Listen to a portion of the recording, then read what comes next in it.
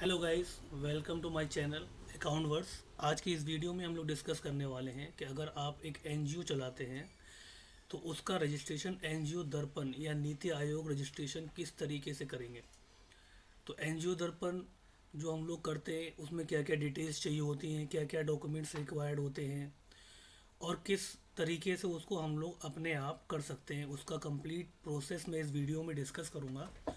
तो इस वीडियो को आप लोग एंड तक देखें ताकि सारे स्टेप्स आपको ईजिली समझ में आ जाएं और आप अपने ही आप अपना एनजीओ का एनजीओ दर्पण रजिस्ट्रेशन कर सकें।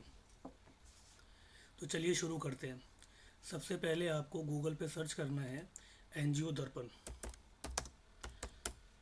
इस वेबसाइट का लिंक मैं डायरेक्ट डिस्क्रिप्शन बॉक्स में भी दे दूंगा, आप लोग वहाँ से भी डायरेक्टली जा सकते हैं। जब आप एनजीओ दर्पण पे क्लिक करेंगे तो इस तरीके का पहला पोर्टल आएगा। तो जो पहली वेबसाइट आएगी NGOdarpan.gov.in, यही गवर्नमेंट वेबसाइट है, इस पर आपको क्लिक करना है। तो इस तरीके का एक इंटरफेस आपके सामने खुल के आ जाएगा।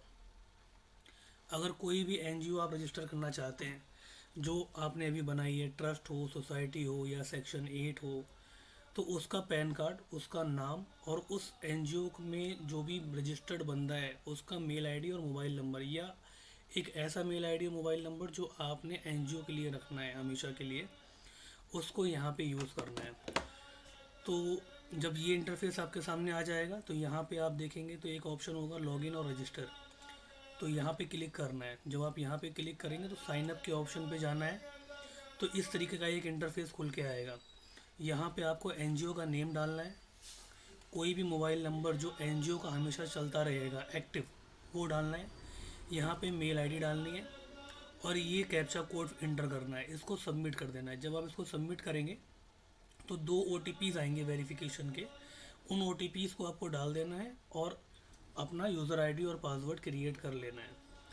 जब ये प्रोसेस आप कंप्लीट कर लेंगे तब जो भी आपका पैन नंबर है एनजीओ का, वही आपका यूज़र आईडी बन जाएगा और पासवर्ड जो भी आपने क्रिएट किया हुआ है उसी से आप सीधा सिंपली लॉगिन कर लेंगे। अभी मैं आपको एक लॉगिन करके दिखाता हूँ। तो जैसे कि अभी मैं एक रजिस्ट्रेशन प्रोसेस आपको कंप्लीट करके दिखाता हूँ। आपको यहाँ पर एक यूज़र आईडी नेम डालना है, यानी कि आपको पैन नंबर डालना है एनजीओ का जो आपने अभी क्रिएट किया है।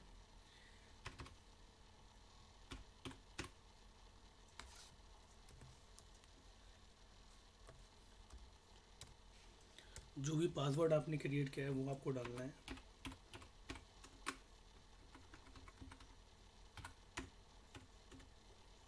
फिर कैप्चा कोड एंटर कर देना है, सिंपल।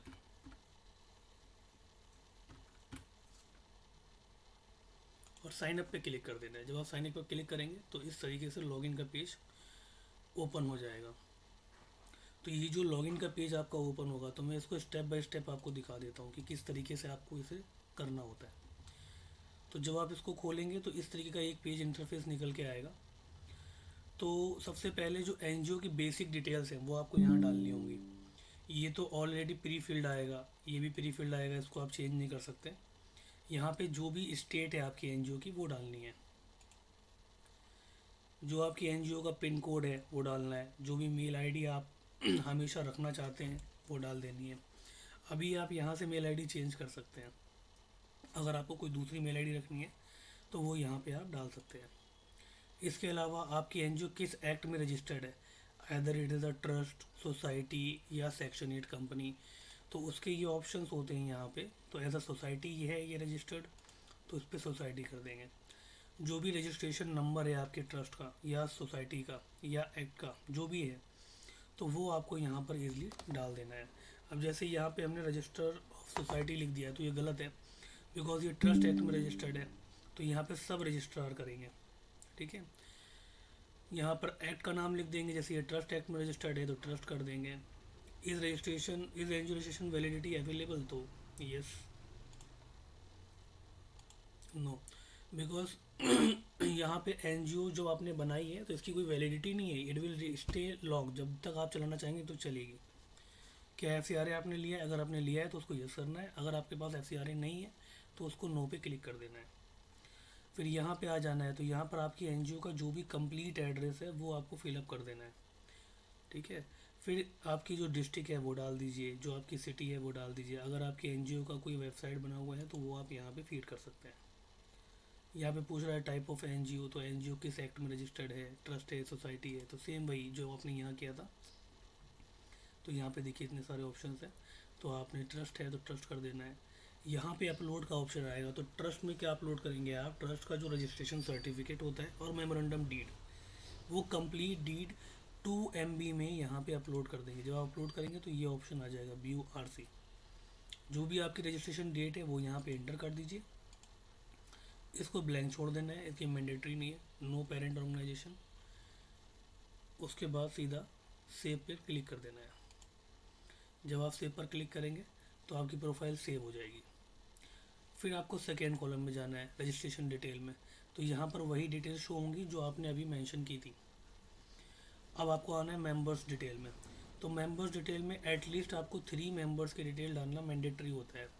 अगर आप 4 डालते हैं या 5 लोगों की डिटेल्स डालते हैं, date is up to you, but आपको 3 लोगों की डिटेल्स डालना मैंडेटरी है। तो चलिए हम यहाँ पे डाल के दिखाते हैं आपको कि किस तरीके से ये डिटेल आपको यहाँ पर फीड करनी है।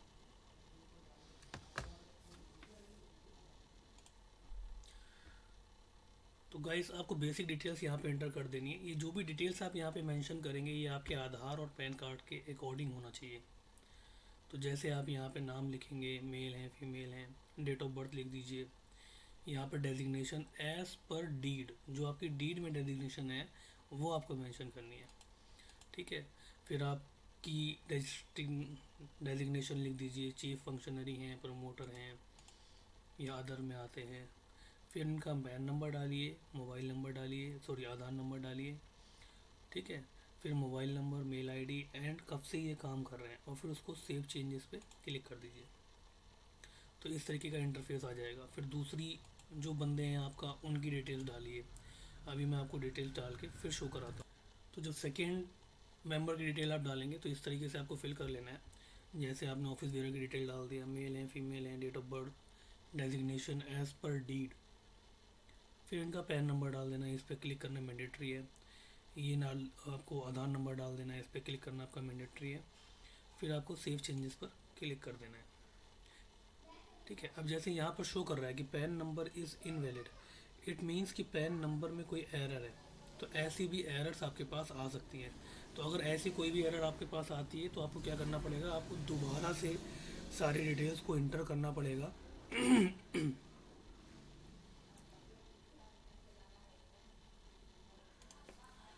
जैसे ये छोटा सा मिस्टेक था यहाँ पे, अब आप इसको दोबारा करके देखिए।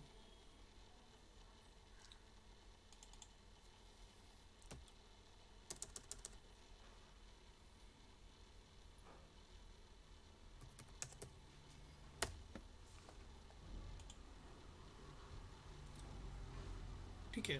तो आपको बहुत ही केयरफुली आपको डिटेल सारी फिलअप करनी है। अगर कोई भी एरर होती है तो यहाँ पे एरर शो करेगा। अगर कोई एरर शो कर रहा है तो आप उसको दोबारा एंटर कीजिए, होपफुली वो कंप्लीट हो जाएगा। जब आप सारी मेंबर्स डिटेल यहाँ पे डाल देंगे, जैसे मैंने अभी 2 डाली हैं, यहाँ पे 3 डालना मैंडेटरी होता है।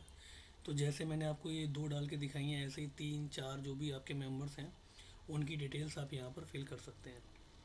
उसके बाद में आपको सोर्सेज ऑफ फंड्स में जाना है।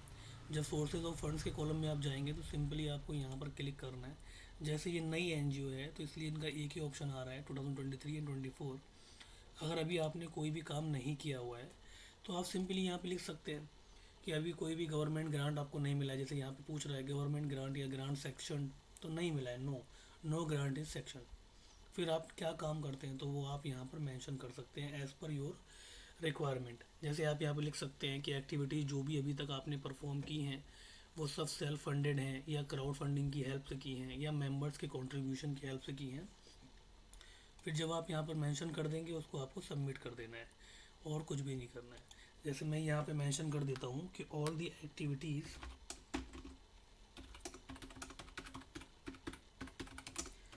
Are perform by self funding and members contribution along with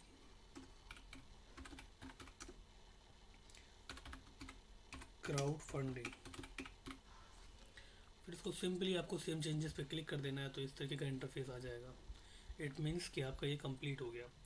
फिर आप की कॉन्टैक्ट डिटेल में जाएंगे, तो की कॉन्टैक्ट डिटेल में जो भी पर्सन है उसकी डिटेल, जो भी आपका की पर्सन है, जैसे चेयरमैन है तो आप बेसिक चेयरमैन की डिटेल्स डाल दीजिए। जैसे इस केस में राकेश जी चेयरमैन है, तो राकेश जी का नाम लिख दीजिए। अब जैसे फर्स्ट नेम में आ रहा है, सेकेंड नेम में भी मांग रहा है, तो आप डैश लगा सकते हो, या फिर सिंपली यहाँ पर इनका सैल्यूटेशन लिख देते हैं, डॉक्टर राकेश। फिर ये नेम एंड मोबाइल नंबर सब ऑनलाइन अपने आप ही उठाएगा, आपको कुछ भी नहीं डालना है यहाँ पर। इनकी जो पोजीशन है, जैसे चेयरमैन है यहाँ पर, ये तो चेयरमैन डाल देना है। इनकी जो भी डेट ऑफ बर्थ है वो यहाँ पर मेंशन कर देनी है, जो एड्रेस है वो मेंशन कर देना है, state, pin code, basic details आपको यहाँ पर इंटर कर देनी है। ठीक है, जैसे मैं भी यहाँ पर इनकी डिटेल्स मेंशन कर देता हूँ।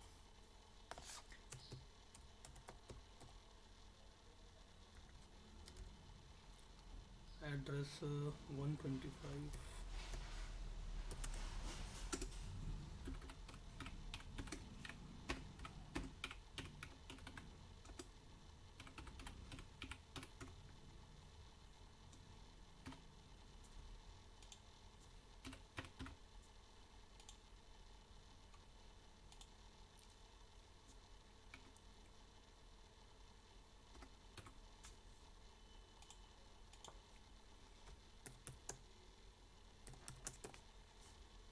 ठीक है, चेयरमैन की डिटेल्स आप डाल के यहाँ पर सेव कर दीजिए।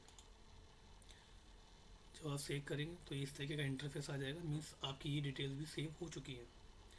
आपका जो भी अब अब जब आप यहाँ पे जाएंगे तो आपको शो करेगा कि आपकी डिटेल्स ऑलरेडी 100% कंप्लीट हो चुकी हैं। अब आपको 24 आवर्स तक वेट करना है। 24 आवर्स में आपकी आईडी जनरेट हो जाएगी। फिर सिंपली आपको यहाँ पे दोबारा लॉगिन करना है, और लॉगिन करने के बाद यहाँ पर एक इंटरफेस ओपन होके आएगा जहाँ पे लिखा होगा जनरेट यूनिक आईडी। बस उस पर सिंपली क्लिक कर देना है आपको। जब आप उस पर क्लिक करेंगे तो आपकी आईडी जनरेट हो जाएगी। अगली वीडियो में मैं आपको दिखा दूंगा कि किस तरीके से आपको आईडी जनरेट करनी है, और कैसे आपको अपना एनजीओ दर्पण का पीडीएफ डाउनलोड करना है, और उसको एनजीओ दर्पण को किस तरीके से नीति आयोग के सर्टिफिकेट में कन्वर्ट करना है। जब तक के लिए गुड बाय, थैंक यू।